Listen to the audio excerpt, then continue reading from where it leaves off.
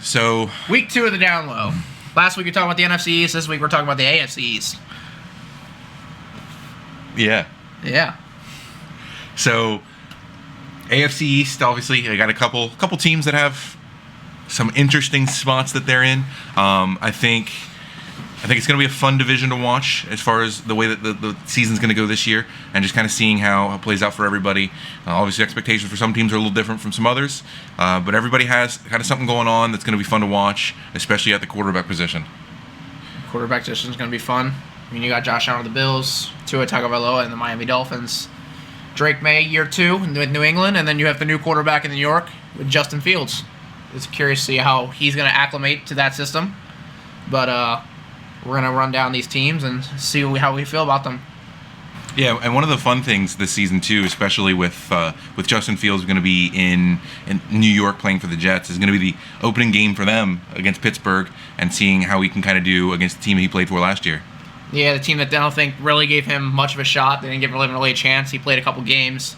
His stats were up and down if you look by the numbers, but it took, by the time they really figured out that Pittsburgh system, they pulled him. They let him set him down for Russell Wilson, and now he gets a little bit of revenge against Pittsburgh in week 1, although he's got to play that defense, and I'm sure when he practiced with them, it was not a fun time. He's not going to have a great time facing them week 1, but I'm sure he's out for a vengeance. For sure. And I know one of the things that we always like to talk about is like kind of what our expectations are for some of the teams this year. Might as well just get right into it. I would imagine, and I think you'd be crazy if you didn't agree, we both probably have the Bills as the best team in this division at the end of the season. Am I right? By far, they're gonna be looking for try and make another Super Bowl run. They're gonna win that division with flying colors. See if they can lock up another number 1 seed and see if they can make their way back to the AFC title game. And I can't see anything really short of that happening as far as the regular season goals. Once you get to the postseason, you never kind of know what might happen, but we kind of know what the expectation would be. If I'm a fan of the Bills, I want my team to win the Super Bowl, and anything short of that is probably a failure of a season this year. They just have a roster that's pretty loaded up and down, and they can just win games. Josh Allen has shown that ability throughout his whole career to win games whenever that matters most, and he finds a way to make it happen. Yeah, the former MVP, or last year's MVP, however you want to call it, he's no joke. He's top 3 quarterback in the NFL, and he shows it why every in and out of every week why he's a top 3 quarterback. They got a good roster, but their defense, I think, in my opinion, is a little subpar. Is Sean McDermott going to get the most out of them? Probably. Their offense, at the same time, I mean, outside of James Cook, they're going to need big years out of their young receivers. I think Keon Coleman's going to need a really big year this year to kind of spread the field, open it up. I know they got Amari Cooper last year, but he didn't really pan out too well. They didn't bring him back. So expect a big year out of Keon Coleman in his second season and taking that lead spot at wide receiver.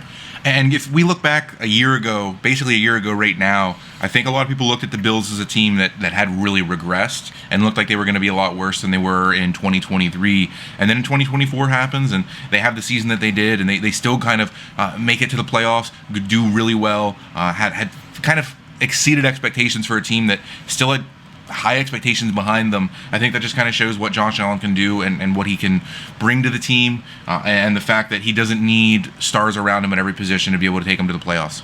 Yeah, I mean, they'll be hunting for the AFC title game. I think, in my opinion, I don't think Josh Allen should have won the MVP. I think the NFL is kind of being nice to him because he's been kind of robbed all his entire career due to Patrick Mahomes. But they got a decent roster. Their coaching staff really brings the best out of them. Offense, defense, special teams, everything. So when the Bills hit the field, you know they're going to be a good team. You know you're going to have to outcoach them and outplay them, not just be better on one side of the ball. They got an MVP. They have a solid running back. Offensive line still good. Defense will be fine, but can that defense carry them to be a top team in the NFL this year? I mean, they got to open week 1 against Baltimore. Now, we know what happened in the playoffs. They could have easily lost that game. We know what happened last year in the regular season. Baltimore fucking beat the brakes off them. They beat the brakes off them. I mean, what are we going to do there? They open the season with Baltimore. They might get the brakes beat off them again. Yeah, and as a Ravens fan, I'm going to be a little bit biased here. I won't talk too much about that game because I know the way it's going to go.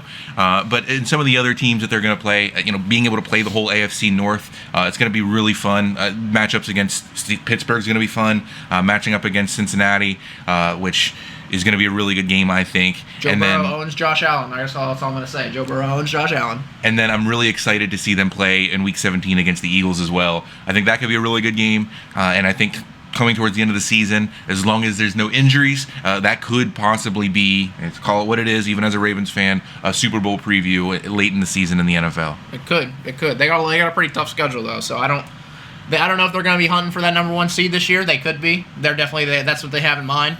But they got a pretty tough schedule this year, so we'll see how they do. But I think the rest of the division is kind of somewhere where I think we might disagree. I think maybe your second team in the division might be a little different than mine. Who do you think who do you think's going to take second place in the AFC East? And that's been a tough one for me. I've been thinking all week about, basically, is it the Jets or is it Miami? And I don't want to say Miami just because I don't trust the quarterback in Tua, but then I look at the Jets and I look at their quarterback situation, and I like, can you take a guy who hasn't been a starter in a few seasons now that just, I don't know what you're going to get.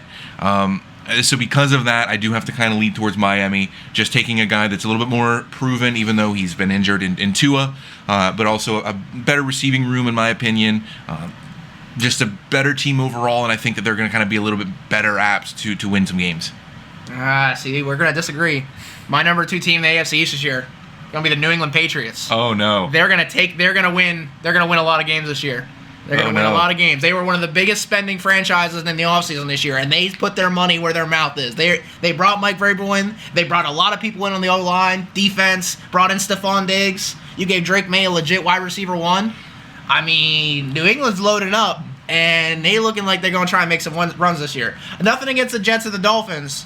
I don't trust Justin Fields, and to his injury history, like you said, it's kind of up and down. He might get another concussion, and if he gets another one, he might be out of the league. So, and that whole Miami roster's kind of got a lot of turmoil. I don't trust the coaching staff. I don't trust them to keep them together.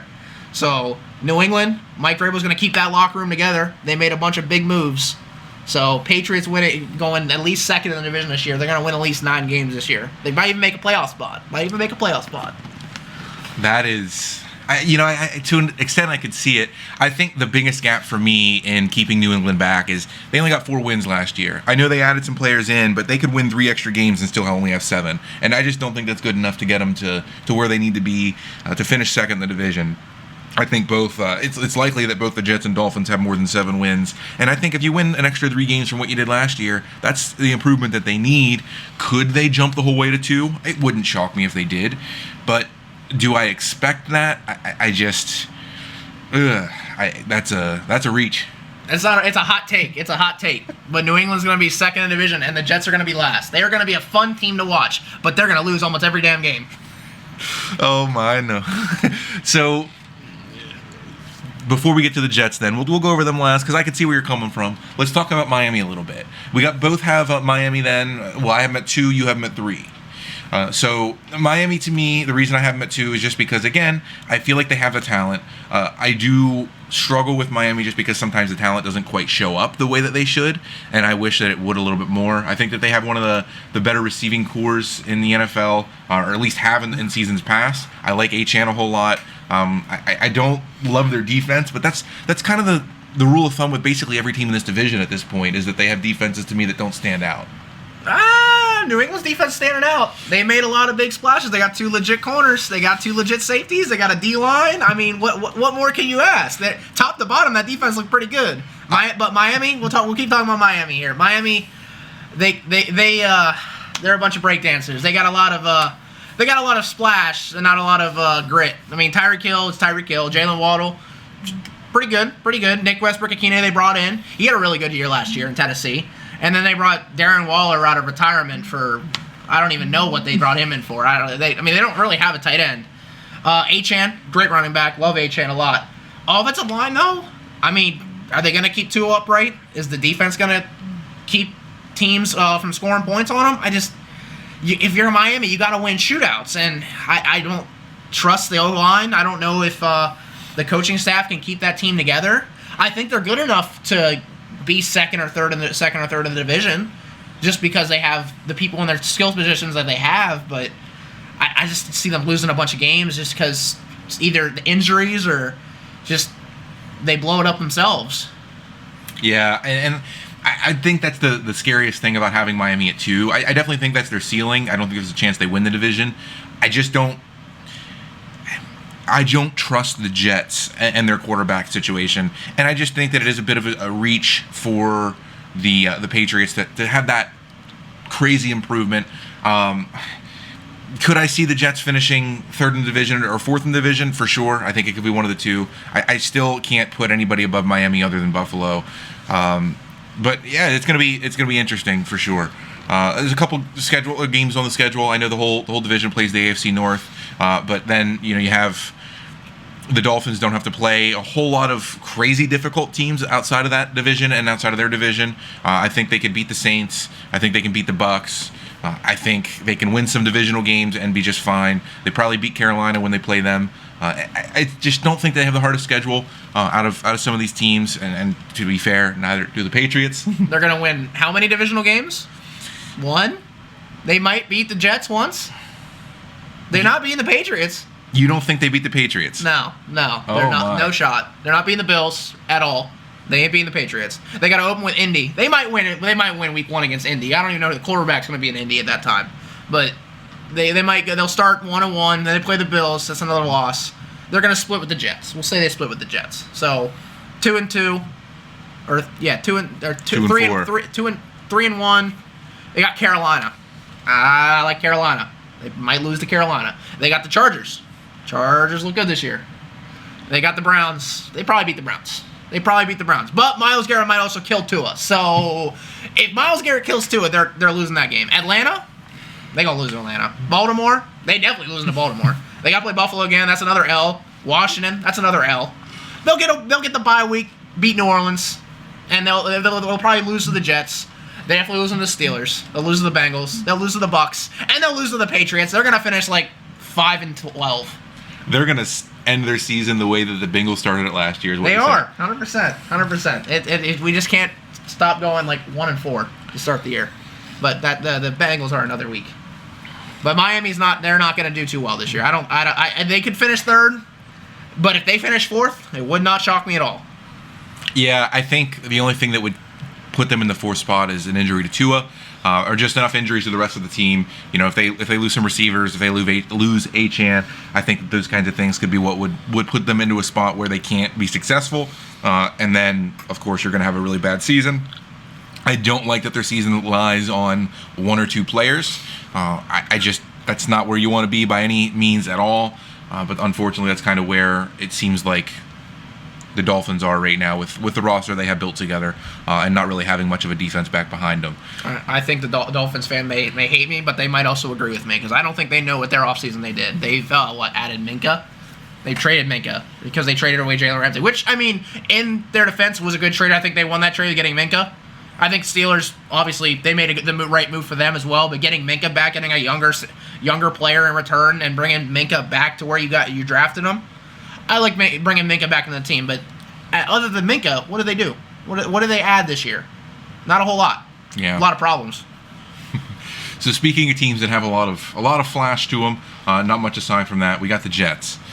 So the Jets obviously are going to start Justin Fields this year. They'll start out in Pittsburgh to start the season, which I think is going to be one of the most fun games to watch. It's one of the games that I'm most excited for in opening weekend of football.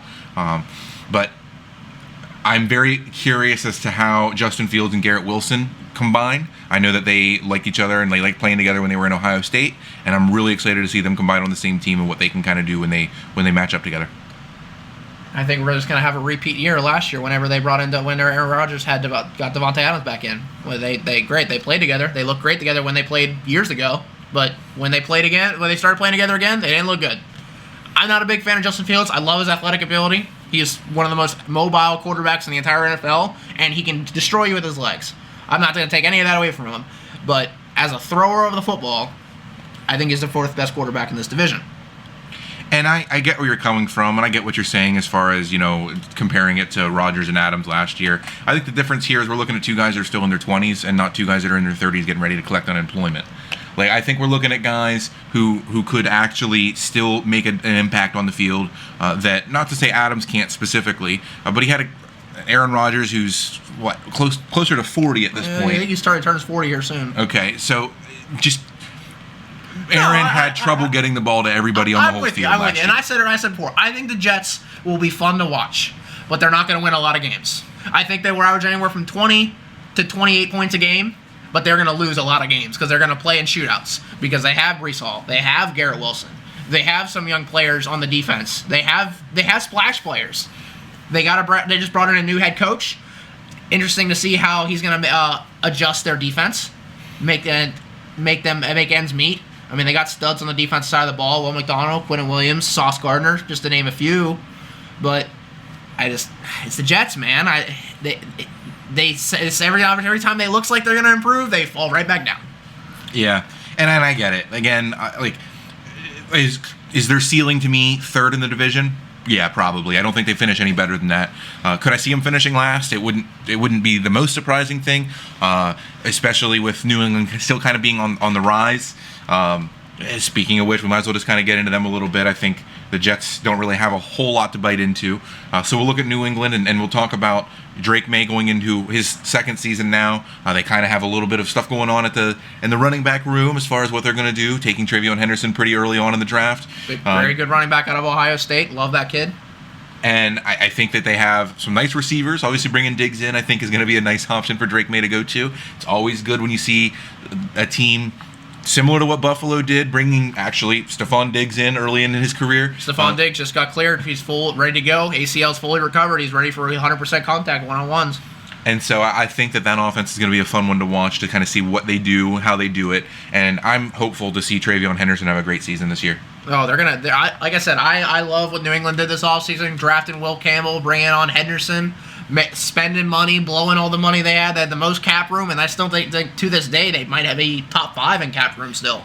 But they brought in a guy like Milton Williams, guy who's going to wreck it in the trenches. He's going to get a lot of sacks. He was great for Philadelphia last year. Brought in Carlton Davis. Now you got Christian Gonzalez and Carlton Davis on the outside. I mean, that's pretty tough outside corners. You're going to throw the ball out their way? Probably not. I think they're going to reinstill some form of the Patriot way. Drake May is going to look good. I think Drake May year 2 is going to look pretty good. He's got some dudes to help him out.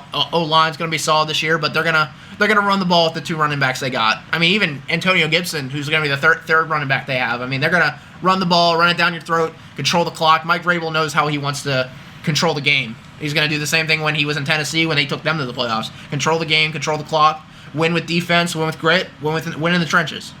And I do think looking at their roster, they have an opportunity, right? And especially in a division like this where there's a clear number 1 and then 2 through 4 kind of seem a little bit up in the air. I do think that, especially looking at last season, they're the team that is in a lot of ways the weakest, with the quarterback with the least experience. That's part of the reason I have them on the bottom still. Not to say that I couldn't see them leaping a couple of these teams. I could see them leaping Miami. I could see them leaping the Jets. Still, they're still a mile away from where Buffalo is and has been. Agreed. They're not contending for the division, but they're definitely in a firm position to take a playoff spot this year. And I think that somehow, even though I see them as the worst team in the division, I think they're the team that has probably the best odds of making the playoffs outside of the Bills, just because of what their ceiling could be. Are they a team that could win 10 or 11 games? Yeah, I think that they could. I mean, they get the privilege of having the easiest schedule out of the teams in the division.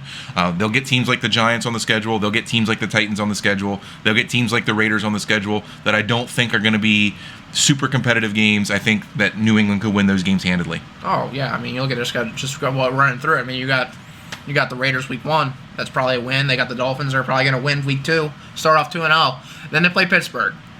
It could go really either way there. I mean, I could see Pittsburgh winning it, but I could definitely see New England going either way. And it's the same deal with the next win with Carolina. It could go either way.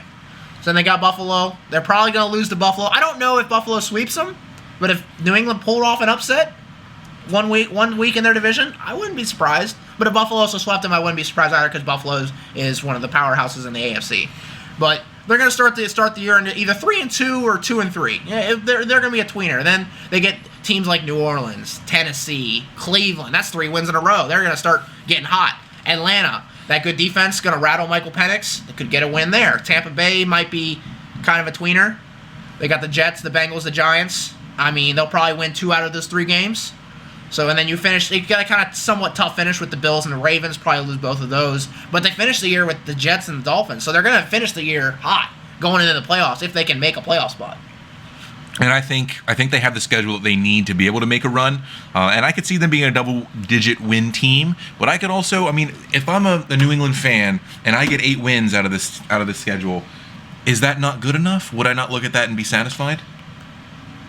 If you're a New England fan, you expect championships. You expect titles. You expect winning. So, no, 8 wins is not good enough. I'm not saying I'm a New England fan, but I am a fan of what they're going to do this year, and I think they're going to get at least 9 to 10 wins and probably get a playoff spot.